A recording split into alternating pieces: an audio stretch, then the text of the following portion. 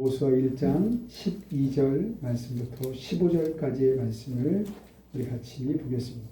구약성경 320쪽입니다.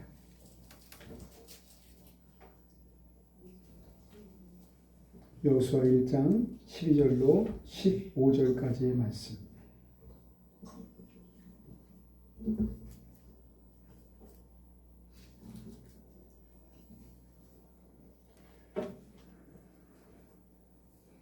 우리 같이 봉독합니다.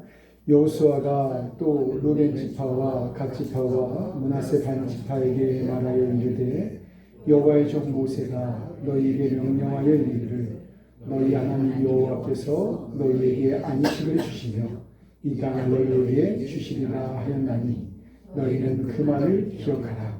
너희의 처자와 가축은 모세가 너희에게 준 요단 이쪽 땅에 머무르려니와 너희 모든 용사들은 무장하고 너희의 형제보다 앞서 건너가서 그들을 돕되 여호와께서 너희를 안식하게 하신 것 같이 너희의 형제도 안식하며 그들도 너희의 하나님 여호와께서 주시는 그 땅을 차지하기까지 하라. 그리고 너희는 너희 소유지 곧 여호와의 종 모세가 너희에게 준 요단 이쪽 해돋는 곳으로 돌아와서 그곳을 차지할지니라. 아멘. 아멘. 기도하겠습니다. 하나님, 주의 말씀을 묵상합니다. 말씀 속에서 주의 뜻을 알게 하시고 하나님이 기뻐하시는 삶을 결단하는 우리 모두 되게 도와 주옵소서. 주께서 오늘도 말씀해 주시고 또 깨닫게 하실 줄로 믿사오며 예수님의 이름으로 간절히 기도하옵나이다. 아멘. 아멘. 할렐루야.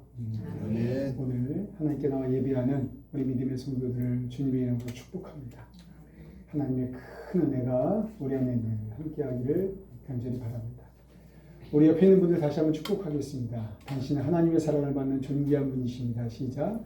당신은 하나님의 사랑을 받는 존귀한 분이십니다. 아멘. 아멘. 그렇습니다. 우리 모두 하나님의 사랑을 받는 존귀한 사람들인 줄로 믿습니다.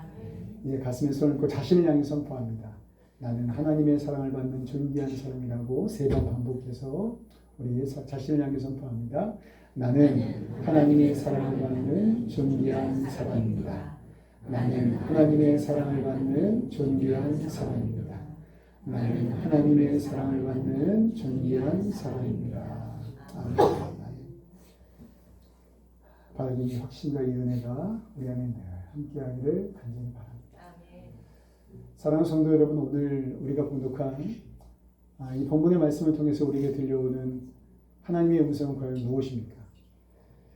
우리는 오늘 이 봉독한 본문의 말씀을 보면서 뭘 깨닫게 되냐면 우리가 하나님 앞에 약속한 것들, 우리가 하나님 앞에 약속한 것들은 반드시 우리가 기억해야 되고 또 그것을 지켜 행하는 것이 복이다 라고 하는 것을 깨닫게 돼요. 오늘 우리가 봉독한 본문의 말씀은요, 여호수아가 가나안 정복 전쟁에 관한 명령을 부여받고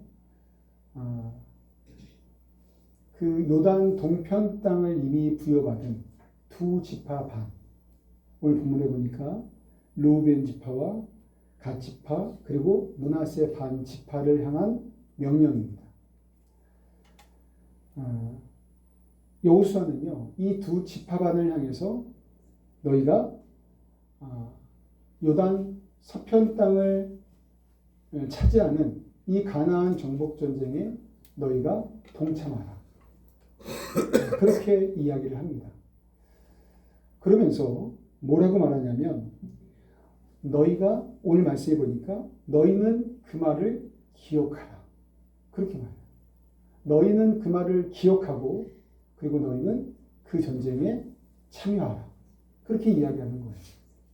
그러면 오늘 본문에서 이 르우벤 지파와 갓 지파와 므낫세 반 지파에게 그 지파가 기억해야 할 그 말, 그게 뭘까?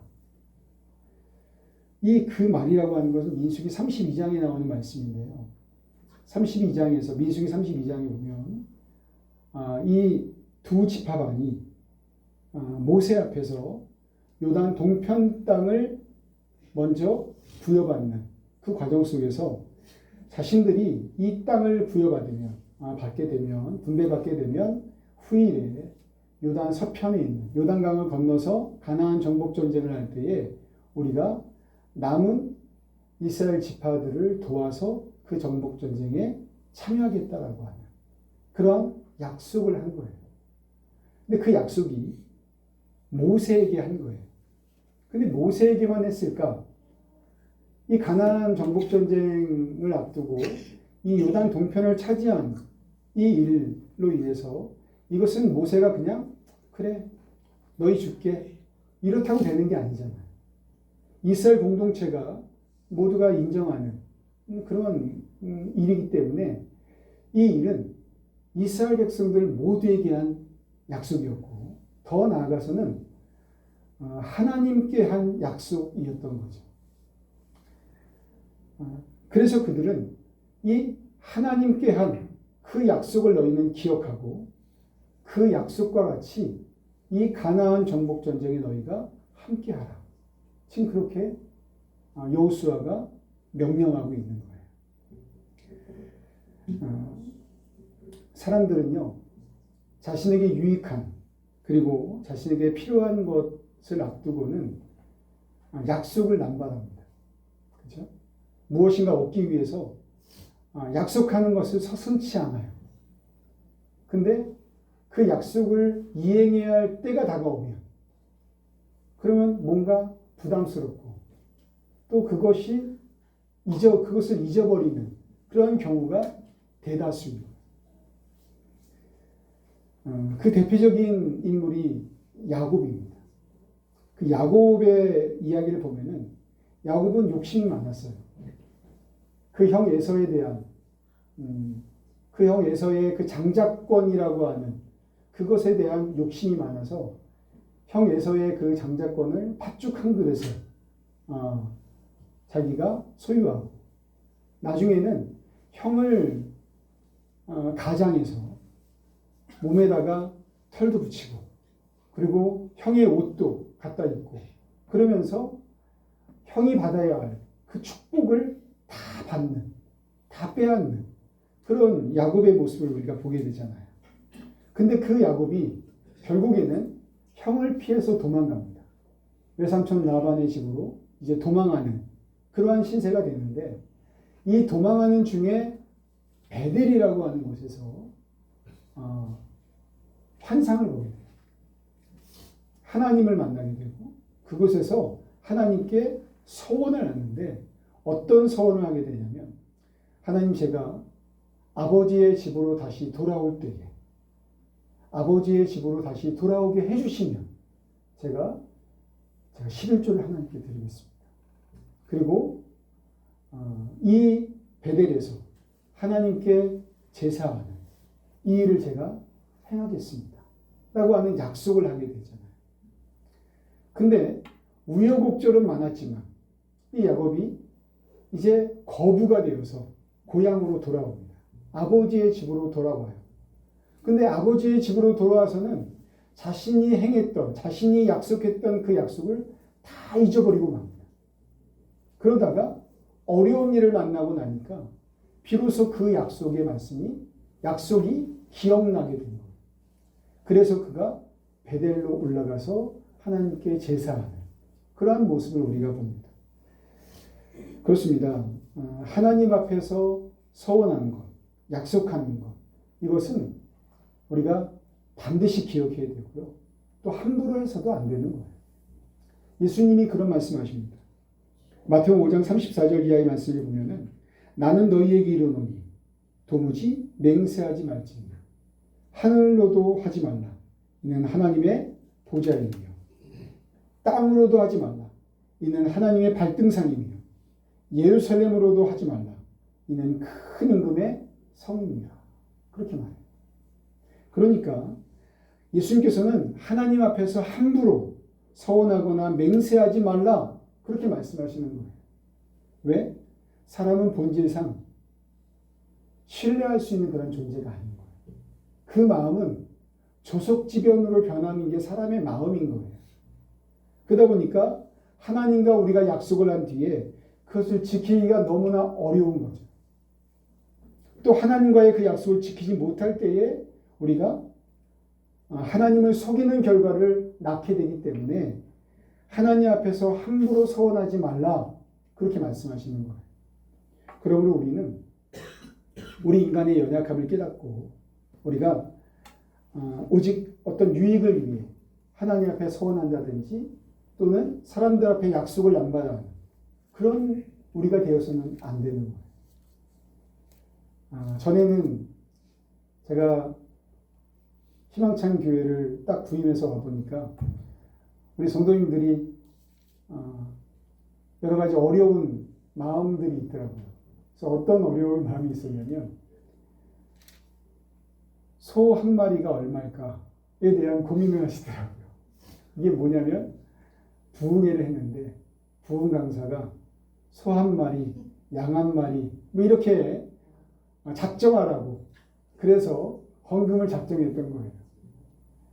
근데 그게 부담이 됐던 거죠. 그래서 나중에는 요즘 소 한 마리가 얼마야? 그러면서 그것에 대한 부담감을 갖고 있더라고요. 그래서 제가 하지 마시라고, 안 하셔도 된다고. 억지로 한 그런 소원, 물론 하면 하나님이 기뻐하실 거고 좋겠지만 억지로 한 것이 하나님의 마음을 기쁘게 하시는 못할 것 같다고 그렇게 말을 하고 말았는데 이후에 하시는 분들이 있더라고요. 어쨌든 우리가 그 서운한 것에 대한 어떤 부담감, 그것이 우리에게 있다면 그것은 잘못된 서원인 것 같아요. 그 서원에 관한 무서운 이야기가 있잖아요. 사도행전에 그 아나니아와 삽비라에 관한 이야기. 초대교회는 어떤 공동체입니까? 정말 모범적인 그런 공동체예요. 이 초대교회의 그 모범적인 모습은 모든 교회가 동경할 만한 그런 교회의 모습이에요. 그래서 오늘날 우리의 교회들도 초대교회와 같은 그런 교회가 되기를 원하잖아요. 왜? 초대교회는 정말 서로 나누기를 기뻐하는 또 하나님의 놀라운 역사가 있었던 교회였기 때문에 그래요. 특별히 초대교회의 특징 중 하나는 자신의 것을 자신의 것이라 주장하지 않고 어려운 지체들과 함께 자신의 소유를 나누는 그러한 공동체가 초대교회였어요. 그런 분위기 안에서 바나바라고 하는 사람이 자신의 밭을 팔아서 사도 앞에 내려놓고 성도들과 함께 나눈 겁니다. 그러다 보니까 사람들이 이 바나바를 칭송하고 또 그를 우러러보는, 존경하는 그런 일이 있었던 거죠. 근데 그 일을 보고 아나니아와 삽비라가 나도 땅을 팔겠다고, 나도 땅을 팔아서 나도 헌금하겠다고 그렇게 작정을 해요. 근데 땅을 딱 팔고 나니까 그 돈이 너무나 많아 보이는 거죠. 그래서 땅 판 돈 얼마를 감추어 두고 나머지 일부를 사도 앞에 가지고 갑니다. 그리고 그것이 땅 판 돈 전부라고 하나님의 교회 앞에 속이는 그러한 일을 행하게 돼요. 결국에는 그 일로 인해서 이 두 사람이 모두 죽고 마는 그러한 일이 있어요. 우리는 이 이야기를 보면서 하나님 앞에서 한 그 소원, 그것이 얼마나 무서운 건지를 우리는 알아야 돼요. 헌금은요, 해도 되고 안 해도 되는 거예요. 그런데 하나님을 속이는 그러한 일은 하면 안 되는 거예요. 하나님 앞에서뿐만 아니라 아까 말한 것처럼 사람들 앞에서, 세상 앞에서도 우리가 정말 정직한 그런 사람이 되었으면 좋겠어요. 제가 제 아이들에게 그렇게 말해요. 너희가 좀 정직한 사람 되었으면 좋겠다. 거짓말하지 않고 정직한. 그래서 저희 집 가훈, 가훈은 없지만 제가 아이들한테 학교에서 어렸을 때 그러잖아요. 집 가훈이 뭐냐? 이렇게 말하면 하나님과 사람에게 칭찬받는 사람 되자. 제가 그렇게 얘기를 했어요. 정직한 사람 되었으면 좋겠다라는 마음을 마음속에 간직했던 그런 기억이 나요. 오늘 본문의 이 두 지파 반, 그들의 모습은 너무나 복된 모습이었어요. 자신들이 그 모세에게 행했던, 말했던 그 말을 지키기 위해서 자신의 가족들을 요단 동편에 두고 요단 서편으로 뛰어들어가 전쟁에 참여하는 이 두 지파 반의 그 모습은요, 우리에게 큰 도전을 주는 거예요. 먼저는 아까 말한 것처럼 하나님 앞에 서원한 그 약속은 우리가 반드시 지켜야겠구나 라고 하는 도전을 주고, 또 하나는 형제의 짐을 함께 지는 그것이 얼마나 귀하고 복된 것인지를 우리가 또한 교훈받게 되는 거예요. 본문 14절 말씀을 보면은 여호수아가 요단 동편에 자리 잡은 이 두 지파반에게 너희는 형제를 도우라, 그렇게 말해요. 지금 요단 서편으로 가서 전쟁에 참여하라, 그렇게 말하고 있지만 그 궁극적인 목적은 형제를 도우라는 거예요. 그 말에 이 두 지파반이 한 걸음에 달려갔다는 거예요. 형제의 짐을 나눠주기 위해서. 오늘 우리에게도 이런 복된 마음들이 있었으면 좋겠어요. 아멘. 우리의 지체들이 어려운 가운데 있다면 그를 위해 간절히 기도하고, 내가 도울 수 있는 것들이 있으면 함께 돕는 그러한 복된 그러한 공동체, 그런 공동체가 될 때 우리의 교회가 정말 모든 교회가 동경하는 그런 초대교회의 모습을 간직하는 그런 교회가 되게 될 줄로 믿습니다. 초대교회는요, 나누기를 기뻐하는 교회였어요. 그래서